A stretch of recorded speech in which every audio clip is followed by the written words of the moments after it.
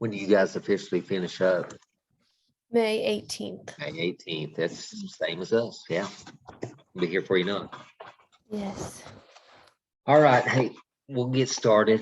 You Okay. may be the only one on here right now. They may chime in, but I'll record it and kind of go over this quickly. But Okay. one thing real quick, I just want to check with you on, see if you have any questions on the assignment that's coming up this week, kind of what's expected on it. Or so mainly really what it was asking you to do is to get with someone in your district, whether it's your a fellow special education teacher, maybe the SPED director, just someone that kind of oversees that, and see kind of the process your district has for child find Okay. and how they go about doing it. So I know a lot of districts do it differently. And I don't know how involved maybe you've been in that or what you've seen done in your district. So, and it's after you kind of talk to them about it, trying to find out maybe a little bit more information on whether they use MTSS, multiple tiered systems of support, or student intervention teams. I don't know if your district uses that or not, and maybe just identifying some pros and cons and maybe some needs of improvement within those systems. So when I had this class the first 8 weeks of this semester, we kind of were talking about this. And if any, just mainly the culture of your district, if some of those families were receptive to it, especially if they had younger children that falls under the child find, even though they maybe weren't school age, your district's still responsible for providing that. One of the kind of unique conversations that came up, and I can't remember the particular district, was the student shared with us that there was a large number of Amish families in the community, and kind of how they were somewhat resistant to receiving those types of services, and kind of how their mindset was toward public education, and kind of how they had to break those barriers in order to provide those services. So I don't know if you have anything like that unique in your district, but or if you see that cultural barrier with any groups, but sometimes it can be a challenge locating those, because ultimately at the end of the day, your district's responsible for providing those services. So it can be somewhat challenging coming up. So with child find, are you somewhat familiar with it? Kind of how it works? Okay. So districts are basically responsible for locating those families within their district boundaries that may have children with some exceptionalities that may need services. So depending on the size of it, if you're in a large suburban district, they may go to the extent of advertising, whether it's on newspaper articles, ads, radio, TV, or just putting it on their social media and pushing it out, providing posters, flyers in stores, basically just notifying families that the school district can provide services for families that are in need, perhaps maybe 2, 3, 4-year-olds that are in need some occupational therapy, speech is the most common one that you'll see, and identifying them. And so just recruiting them in, doing the screenings, and then getting a start on those services. Some states may have organized services. I know in Oklahoma, Sooner Start is an organization that pretty much does the child find and provides those services early. And then once they in between 3 and 4 years old, they'll do transitional meetings as they're entering public schools for pre-K. And so basically they've already developed a plan, and they pretty much do the transitional meeting similar to an IEP, and hand over those documents, and then the school picks it up. So I'll just kind of go through some of these slides, and you can go back and look at them in detail, but I'll just hit some of the high points. The notices must be on file in public venues, school websites for sure. You have to have that on there. And then if it's a small community, you can put up convenience stores, churches, wherever some of the hot spots are in your communities. And basically encompasses ages birth to age 21. And it's really to provide those early interventions for services. That does include kids in your district that are homeschooled, Mm-hmm. kids that reside in your district that maybe go to private school as well. So might just kind of keep that in mind. Early childhood, basically you're providing screenings for services. It could be observations, hearing, vision, speech. As I mentioned, that's kind of a common one. Referrals might be made from a doctor's office, could be from Mhm. health department or the parents themselves. The specific areas that it entails is communication. As I mentioned, speech, cognitive delays, could be some social emotional disorders, or just adaptive behavior, and also physical development. Some of it, a service could be physical therapy that maybe is needed to be provided to the students. So talked a little bit about transition. I talked about Sooner Start here in Oklahoma. I don't really necessarily know what your state may have that kind of handles that, but it falls under the Part C and Part B of IDA on that. So as I mentioned here, Sooner Start handles that. This is something I would encourage you to go back and really look. It's a nice graphic that we've included, kind of a flow chart that shows how they're identified in early development, and then doing the transition plans as they get older, and how it basically ends up in the public school to where you determine eligibility and put them on an IEP once they become of age. Next thing required by districts, just looking at general education interventions. Mhm.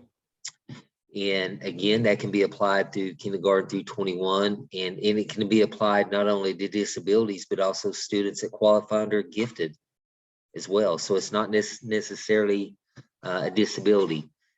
So we talked about some different interventions that might be incorporated, and I mentioned MTSS. I don't know if your school uses that. That'll be something you'll need to find out. RTI, response to intervention. Some districts might use what we refer to as SIT, student intervention teams, Yeah.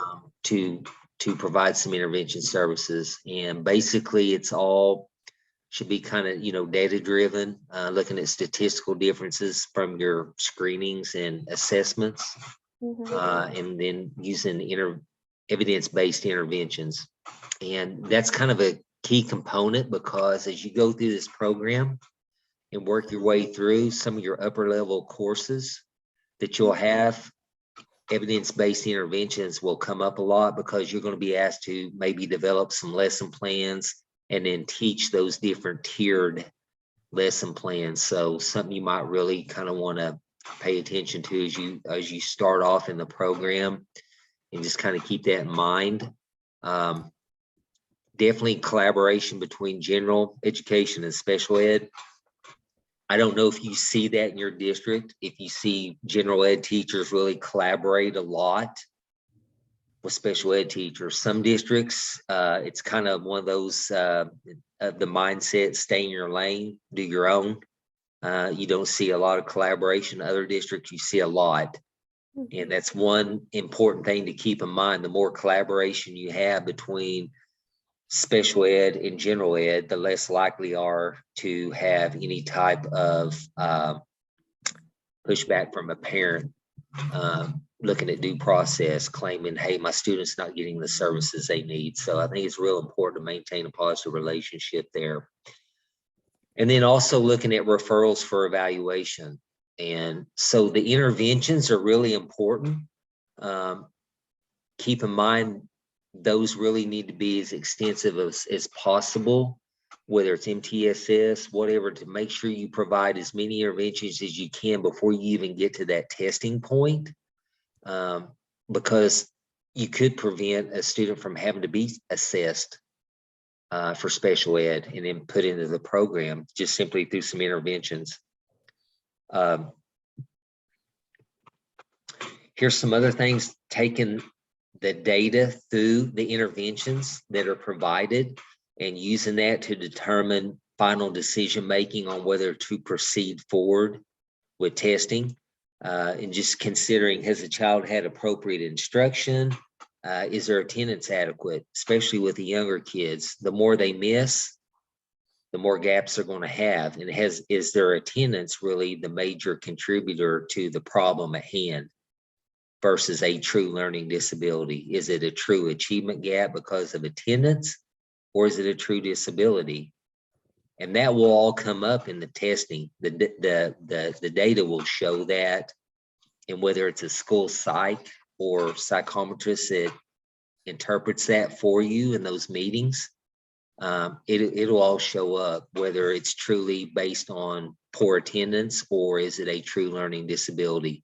Making sure you have qualified personnel that's providing those interventions, and then changing interventions as you go. Is it effective? Do you need to change and implement something that's more effective? And then providing results to parents. That's that communication piece right there. And then also looking at observations, school records. So if you had a kid you were doing interventions on, you would want to make sure you had reviewed all their records to see is this something that just popped up out of the clear blue, or is this something that the student's been struggling for 2 to 3 years, and here we are at a point that we need to test them. So those are all important things to consider. Mention the student intervention team or child studies, kind of a multidisciplinary team that involves a group of professionals and parents focusing on the individual, looking at data, areas of concern, analyzing the problem. So it's just a different approach to providing different intervention plans. MTSS is big in Kansas. It's kind of becoming more common in other states. I know here in Oklahoma, it's kind of an RTI state. I know Kansas, and I think you're in Kansas, right? You're not in another state? Okay, so MTS is kind of going to be the common intervention. Here is something provided by the Kansas State Department of Education. Again, you can go back and kind of review this and look at it in detail, and kind of what the core beliefs are, and the purpose of it, and the different tiers. And so, tier 1, are you familiar with the different tiers? Okay, so tier 1's mainly going to be a majority of your student, kind of looking at the whole class, and then tier 2 and 3 are more targeted, intensive interventions. And it can be involved in a whole grade level or the entire school, and it can encompass all students depending on the different tiers, and provides a lot of the data. So, and I don't really know if Kansas is a state that is incorporated to where they utilize and take that to qualify students for special ed, or if they are a state that kind of relies more on formalized assessment. I know some states have incorporated that and look at it. So, and then also looking at referrals. Referrals for testing could be a parent referral requesting that in writing, that you as a staff and a department consider looking at their child for SPED services, and start implementing those interventions. Could be a school referral through MTSS. If you have a coordinator that oversees that, they may come to you and say, hey, Emma, this MTSS, we've done all this intensive intervention, still not getting anywhere. The data is showing that we've got some gaps here. We need to see about getting the student tested. Could be coming from a health department or a doctor, even recommending some interventions or testing services. Do you remember from conversation last week what we could do from medical diagnosis, what type of service we can provide? Do you remember me talking a little bit about that? What type of plan we could? It's 504. That's what. Yeah, 504. So it's mainly the medical side of it, where we can provide those services just on medical recommendations. So early childhood screenings in pre-K and kindergarten, when they do their basic screenings as those kids are entering, those alone may throw up a lot of red flags, and are like, hey, this child is extremely low just based on generalized screenings. We want to refer this student for some additional screenings to see if something's going on here. so we can get them off to a positive start. And then evaluation could be refused. Parents may refuse that, but it must provide parents with some type of explanation and a prior written notice. So basically, what that's saying is we can't just haul off and test them just because you say so as a special ed teacher. We've got to go through some steps, and before we get to that formal assessment with the psychologist or the psychometrist, they're going to have to see that written permission, that written notice where the parent's giving consent to do it. So we can't just pull the kid out and do it without the parents being aware of it and fully on board. So that kind of, I went through that quickly. It talks here, it just shows the rubric regarding the child find progress, or I'm sorry, process for the paper. It's basically the introduction, body, and conclusion. It's not really anything that's lengthy or long. I mean, you're looking at about 2-page total. It's just kind of a reflection of what your district is doing as far as child find, and then also what are they doing for intervention purposes to try to close gaps before we even get to the testing point. And I'm gonna make a comment here, and it may sound totally just off the wall and backward, but I always used to tell my teachers this as a building level principal, and even going in and doing testing myself. Ultimately, the goal is to try to keep them out of special education and having that label. Not that we don't want to serve them, not that we don't want to help them, but it's almost like once they get into that program, they're there, and then they have that label on it. So if we can do some things on the front side of it and do some interventions, you can do some catch up, perhaps. I don't know how else to say that, but catching up and closing of skill gaps to even prevent them from having to get into the program. So I think it's real important for districts in general to provide those extensive services before we get into the testing and placement part of it. So definitely some things to keep in mind. Here's some things the paper's looking at quickly, and I'll go over with you. Basically, talk a little bit about who you interviewed, some different things you discussed, whether it's the director, SPED director, principal, whoever it may be, or a special education teacher. Just kind of give a brief overview of that, and then provide some background information on the processes that are used within your district. Do they rely on referrals from early childhood teachers that have done those screeners at the pre-K or kindergarten level to kind of initiate the process for intervention? Or do they wait till that child's really full-blown struggling and then use MTSS or RTI, however it is, or rely on a parent request? And then kind of talk a little bit about the overall effectiveness of it based on your interview and questioning of this person. Do they feel like it's effective? Is it working? Is it something we need to go back in and look at a different process? We're missing too many kids, or are we over identifying kids? And then also just share some of your thoughts and ideas on ways to improve that process for the district based on feedback you're getting. So those are the main things to include in it, and you should be able to do it in 2 pages or less. Okay, it doesn't have to be anything that's a lengthy document. So is there any question on that? I kind of went through it quickly. I don't think so. Okay. And the child find, it'll be interesting. Is your district fairly large, or is it a small district?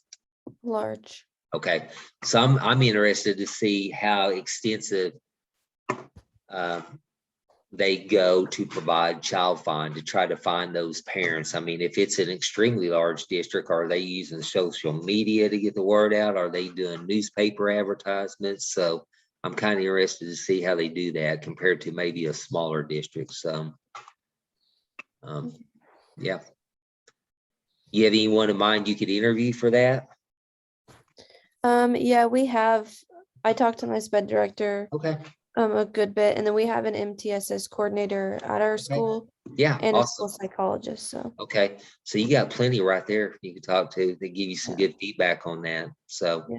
just kind of curious to also to see what their take is, to see if they feel like MTSS in your district is an effective enough tool to provide those services, maybe to prevent them even getting to the initial testing, to where you have to get consent and go through the testing process. So it'd be interesting to see how effective they think that is Mhm. for your kids. So, all right, anything else you can think of? Any questions? No? Okay. All right. If you think of anything between now and as you write your paper and submit that this week, if you have any questions, just email and I'll get back to you as quick as I can. Awesome. Okay. Okay. All right. Have a good evening. Thank you. You All right. too. We'll see you. Thanks.